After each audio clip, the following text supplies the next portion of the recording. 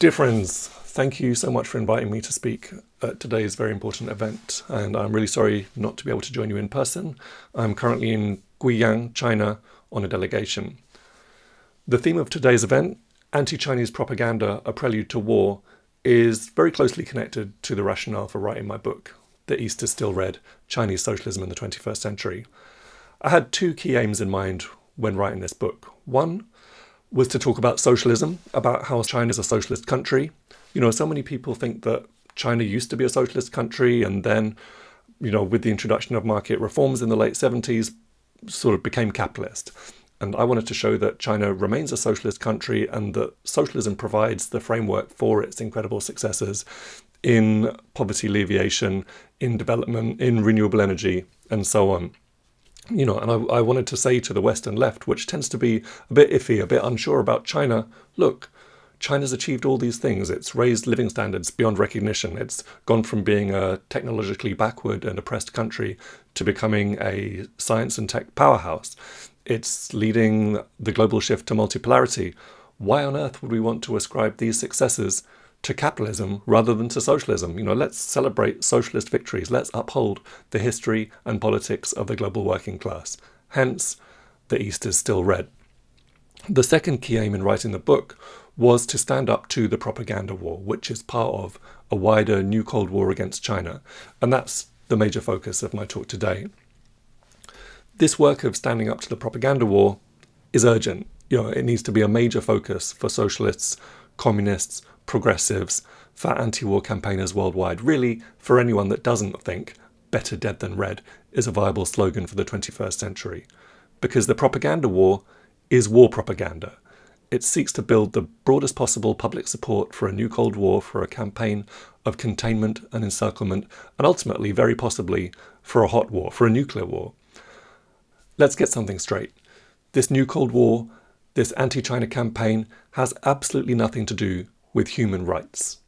When the West throws disgraceful slanders at China over alleged human rights abuses in Xinjiang, does anybody seriously think they're manifesting some hitherto secret fondness and respect for Muslim people and their religion? Where was that sentiment when they killed over 1 million people in Iraq? Where was that sentiment when they destroyed Afghanistan, turning a quarter of its population into refugees and imposing brutal poverty on the rest? Where was that sentiment when they bombed Libya into the Stone Age? Where's that sentiment today as they wage a disastrous proxy war against Iran in Yemen, creating the most severe humanitarian crisis in the world? If they're concerned about Muslims being placed in prison camps and denied their human rights, the first place they need to look is their illegally occupied corner of Cuba, that is, Guantanamo Bay. When the West spreads outright lies about the suppression of Tibetan or Inner Mongolian culture and language, does anyone seriously think they're standing up for the rights of indigenous peoples and for the preservation of precious human culture and history? How many indigenous languages are taught in US schools? To what extent is indigenous culture and righteous resistance against colonialism celebrated in US society? When was the last time native rights were upheld over drilling rights? Why does the US Congress seem more concerned with preserving Tibetan heritage than with shutting down the Dakota Access Pipeline? So these anti-China stories, all of which can be and have been comprehensively debunked, have nothing to do with the ideas of upholding freedom, democracy, and justice. These are the principles that are invoked. These are the sentiments that are manipulated. Do you support freedom for Tibetan people? Do you oppose genocide? Do you oppose cultural genocide? Do you oppose debt traps in Africa and Latin America? If so, you should be anti-China. That's the message. That's the way of manufacturing consent, of persuading people to take a reactionary, pro-imperialist position whilst making them feel like they're standing on the side of justice. But it's not the side of justice. It's the side of demonization. It's forming part of a hybrid war against socialism, against sovereignty, and against multipolarity. It's part of the new Cold War, part of the project for a new American century. There's nothing progressive about it. It's actually the politics of Donald Trump, of Joe Biden, of Mike Pompeo, Paul Wolfowitz, Donald Rumsfeld. It's the politics of a decaying US-led empire doing everything it can to prevent that decay, to maintain its hegemony, to prevent the emergence of a different kind of world. And in that sense, the new Cold War actually has a lot in common with the original Cold War. What was that Cold War about? Historians sometimes talk about it in quite grandiose terms as this clash of civilizations, an ideological battle between capitalism and communism, ending with the glorious triumph of so-called liberal democracy and the end of history. The reality is very different. It was a long-term campaign engineered by the US and its close allies to contain and roll back socialism, to contain and roll back decolonization, to contain and roll back the economic emergence and political sovereignty of the global South. The Soviets certainly never wanted a Cold War, never wanted an arms race, never wanted a system of entrenched hostility.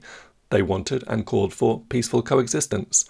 Having heroically defeated the Nazis and liberated Europe from the yoke of fascism, they wanted and needed breathing space to rebuild.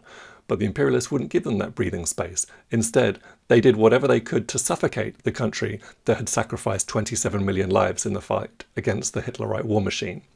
Similarly, the Chinese never wanted a Cold War and hoped for peaceful coexistence with the West.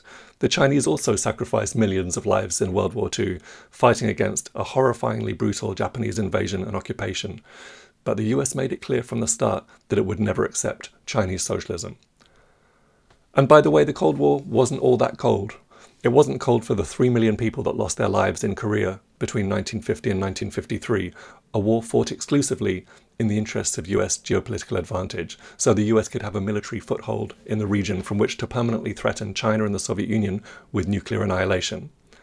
The Cold War wasn't very cold for the 4 million people that lost their lives in Vietnam between 1965 and 1975, another war fought exclusively in the interests of US geopolitical advantage, so the US could encircle China and prevent the peoples of Southeast Asia from choosing their own socialistic development path. Millions more lost their lives in coups, proxy wars and invasions, from Indonesia to Brazil, from Chile to Angola, from Nicaragua to Iran. The US, the CIA, the State Department had a hand in all of this, sacrificing millions of lives for the sake of preserving what is bizarrely referred to as a rules-based world order.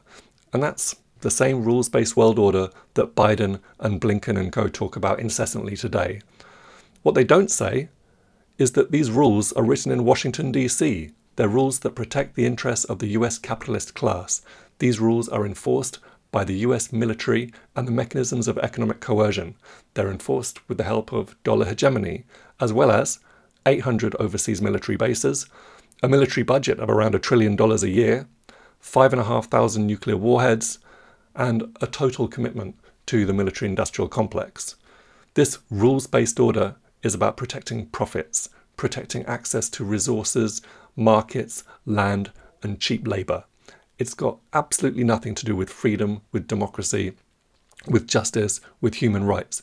So today, when they wage a trade war on China, when they impose sanctions on Chinese solar energy materials, when they try to cut China out of advanced semiconductors, when they talk about decoupling, when they try to ban Huawei and TikTok, when they kidnap Huawei's CFO, none of this is done in support of human rights. It's done in support of imperialism, of domination, of profit.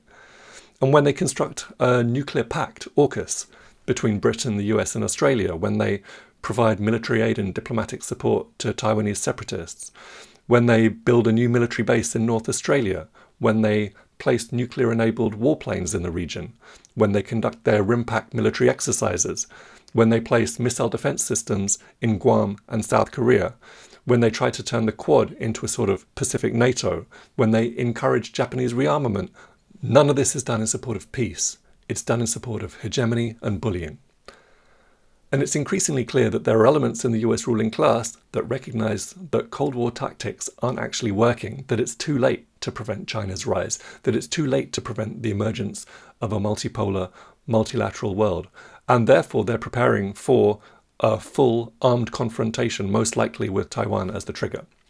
So this is what we're up against. This is why we have to reject and oppose the propaganda war. This is why we have to debunk anti-China slanders.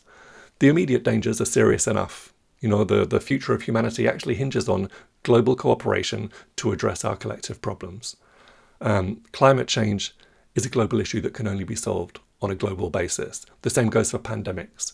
The new Cold War gets in the way of the cooperation we desperately need, and as such presents a serious, even an existential threat. Only slightly less immediate is the danger of a full-scale war between nuclear powers, the potential consequences of which are terrifying. So this is what's at stake. It's urgent we make campaigning against the new Cold War, against the propaganda war, against the escalating campaign of China encirclement, a core part of our work as people who love peace, as people who love justice, as people who want humanity to prosper. Thank you.